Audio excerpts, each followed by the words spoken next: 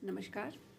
मान लीजिए आप एक छोटे परिवार में रहते हैं जहां आप हैं, आपकी पत्नी है, बच्चे हैं, पति है, बच्चे हैं।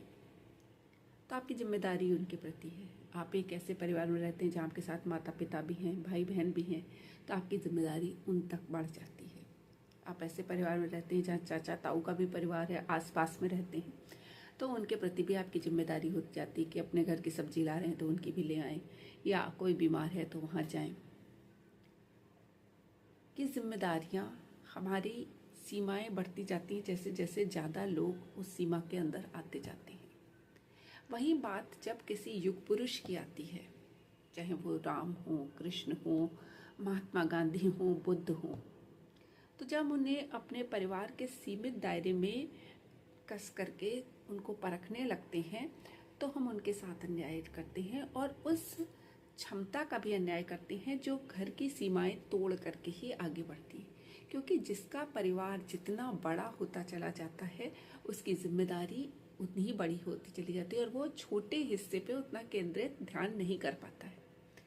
बुद्ध यशोधरा को छोड़ करके चले जाते हैं क्योंकि उनको बहुत कुछ करना था। उनके दायरे में, उनकी करुणा के दायरे में पूरी मानवता आ रही थी। राम की करुणा के दायरे में पूरी मानवता आ रही थी। कृष्ण की करुणा के दायरे में पूरी मानवता आ रही थी। वो राधा तक सीमित नहीं रह सकते थे। इसी तरह से राधा की भी करुणा के दायरे में पूरी मानवता आ गई और वो कृष्ण तक सीमित नहीं रह पाई। सीता जी के बारे में कहा जाता है जब वो वन प्रदेश में रही तो वो वन देवी की तरह उनकी करुणा के दायरे में वहाँ के सारे भील कबीले सब आ गए थे।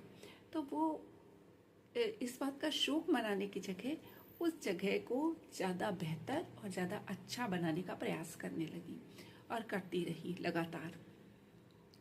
तो जब हम बड़े व्यक्तियों को दो तरीके से देख सकते हैं जो युग पुरुष हुए। एक तो ये तरीका ये है कि हम उनको सामान्य गृहस्थ, सामान्य मनुष्य जो केवल अर्न करता है और अपने परिवार बच्चों तक को ही जिसकी जिम्मेदारी सीमित होती है उस नज़रिए से देखें, या फिर हम उसको इस नज़रिए से समझने की प्रयास करें कि उनका परिवार बहुत विस्तृत हो गया है। जब कोई इंसान इतना विशाल काम करता है तो छोटी छोटी चीज़ें उपेक्षित हो जाती हैं।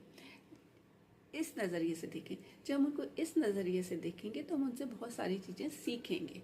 जब सीखेंगे तो हमारा खुद का भी विस्तार होगा, क्योंकि मनुष्य जितना बड़ा अपना परिवार बनाता चलता है उतना ही उसका विस्तार होता जाता है। क्योंकि आध्यात्म ये कहता है कि तुम अनंत हो, तुम उसी ईश्वर के अंश हो जो अनंत है।